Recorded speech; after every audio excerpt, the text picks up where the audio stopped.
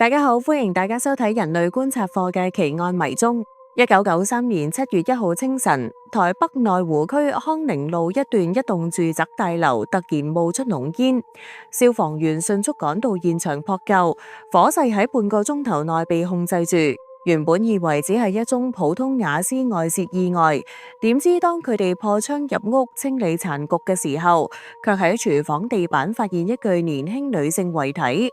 遺體下身全裸，上衣被拉到頸部位置，面部同私密部位被嚴重燒焦，嘴巴仲塞住一塊布條，周圍散落咗大量報紙、衣服同可燃雜物，空氣中彌漫住刺鼻嘅燒焦味同汽油氣味。呢一位死者正係當時正值事業上升期，被譽為小鄧麗君嘅年輕女星湛容，本名周美菲，年僅23歲。湛容嘅故事由美國開始，佢父母早年離異，母親再婚一位美國人，於是小小年紀嘅佢跟住母親移居美國，高中畢業後選擇返台灣追逐演藝夢想。佢外表甜美清秀，身材比例勻稱，國語、台語都流利。星探一眼就睇中佢嘅潛質，簽約咗知名製作人林柏川旗下。1991年華視8點檔古裝劇《京城四少》播出，湛容喺入邊飾演一位清流女子。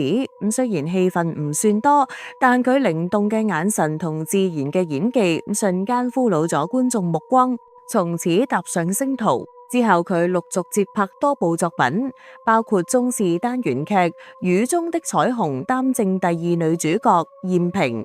另一部《野櫻花》，仲有華視台語劇《輸人不輸陣》，事業前景一片光明。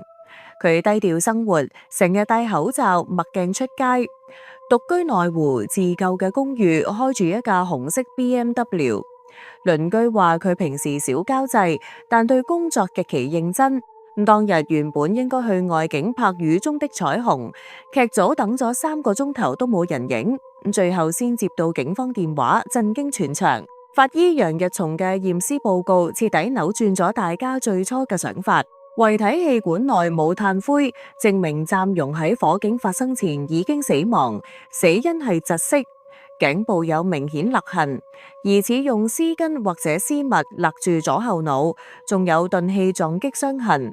先被打昏，再遭性侵，下體殘留男性體液，最後被縱火毀屍滅跡。現場大約有1500蚊現金不翼而飛。床頭嘅托力特別翻到7月1日，上面用湛容自己筆跡寫住有大劫要小心。佢生前熱衷紫微斗數同算命，曾經同好友傾過自己命盤，顯示有大災劫。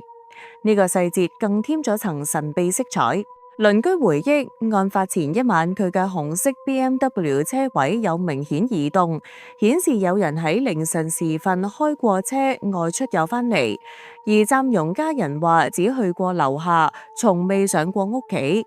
呢一切線索都指向呢唔係意外，而係一宗精心策劃嘅熟人犯案。警方最初鎖定入室搶劫或者隨機性侵方向，但係現場門窗冇明顯撬痕，調查迅速轉向湛容生前社交圈。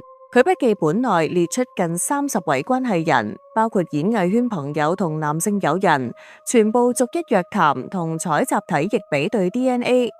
當時台灣 DNA 技術剛起步，但已經足以篩選出最吻合嘅樣本。案情一度膠着，直到半年後1994年1月，內湖發生另一宗震驚社會嘅8歲女童問受惠姦殺案，警方拘捕咗一名流浪漢曹阿明。曹阿明有精神問題同多次犯罪記錄，被捕之後主動供稱，半年前湛容案都係自己所為，聲稱自己清晨潛入屋內偷嘢，被湛容發現之後用木棒打昏佢，之後性侵、偷錢，再用現場絲巾勒死滅口，最後用報紙同衣服點火燒屍，自己臉部仲燒傷咗。逃走嘅時候撞到清潔隊員，返到遊民收容所方稱宵夜自傷。呢個自白一度令警方鬆一口氣，以為原案即將告破。曹阿明血型初步檢查似吻合，於是合併兩案起訴。但當案子移交檢察官吳東都重新審視，矛盾逐一浮現。暫容下體體液血型係 O 型，曹亞明卻係 A 型。DNA 比對完全唔吻合，佢所謂後門逃走，但現場後門從外面根本打唔開，冇破壞痕跡。收容所記錄證實，佢前一晚已經登記睇病，當日凌晨根本唔可能離開。曹亞明喺庭上精神狀態不穩，反反复复，最後返工話自己只係想拖延死刑。呢一位流浪漢最終因為女童案被執行死刑，但係暫容案重返原案狀態。曹亞明嘅行為反映出人類喺絕境中為求生存而編織謊言嘅本能，有時甚至會主動將自己推入更深嘅漩渦，只為換取多一日喘息。真正嘅調查焦點喺1995年8月，媒體曝光後先至浮出水面。警方從一開始就比對到一位最吻合嘅樣本，基隆顏家富二代顏世忠，台陽集團旗下陽利開發公司總經理。顏家係台灣5大望族之一，早年靠礦業起家，鼎盛時期擁有數十間公司。顏世忠作為家族成員，生活奢華，同暫容有密切交往關係。佢嘅體液同現場證據極度吻合，喺近30位關係人中排首位。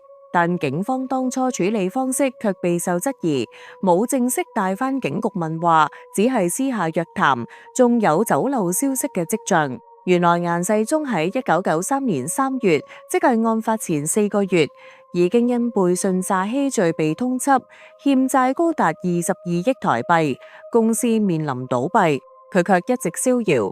警方聲稱唔知佢通緝身份。當媒體揭露後，顏世忠隨即人間蒸發，據報逃往美國或日本，至今超過30年音訊全無。呢一個轉折令人不禁反思人類關係中嘅信任同背叛。暫容作為一位獨立堅強嘅年輕女性，喺演藝圈努力打拼，卻可能因為一段親密關係而陷入危機。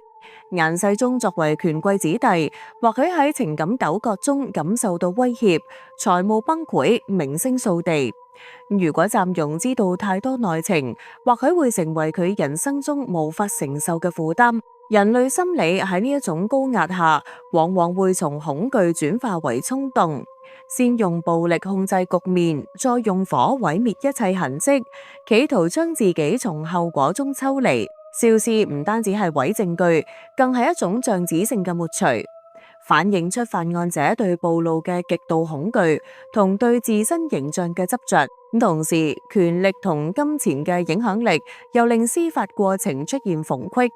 有人或許因為背景而獲得特殊待遇，呢一種現象喺任何時代都挑戰住公義嘅底線。回顧1993年嘅台灣社會，正值經濟起飛同媒體開放嘅年代，娛樂圈光芒四射，但背後隱藏住無數壓力同隱蔽。暫容嘅低調同算命習慣，其實係人類共通嘅一種應對機制。面對未知命運，總想透過星象同預言尋找控制感，可惜現實往往比任何命盤更殘酷。佢嘅托力留言成為永遠嘅謎團，提醒我哋每一個人安全意識同邊界感係保護自己嘅第一道防線。案件至今未破，真兇逍遙，暫容家人同劇組朋友嘅傷痛從未平復。呢一單案唔單止係一宗兇殺，更係一幅人類複雜心靈嘅縮影。愛情可以變質為佔有，野心可以蓋過良知，權勢可以扭曲程序，而公眾對真相嘅渴望，則成為推動社會進步嘅力量。人類觀察課俾大家更加了解人類。從暫容案中，我哋學到嘅係，無論處境幾咁光鮮，都要時刻警惕身邊關係嘅真實面，珍惜每一個信任嘅瞬間，因為生命脆弱，而正義雖然遲到，但永遠值得等待。感謝大家收聽，今集到呢度，下集奇案迷蹤再見。人類觀察課為你帶嚟唔同嘅人類故事，分析人類種種嘅不同心理面貌，觀察人類不為人知嘅陰暗面。希望大家可以支持我哋嘅頻道，記得俾 like、分享、留言，當然仲要記得訂閱我哋嘅頻道啦。下期節目再見，拜拜。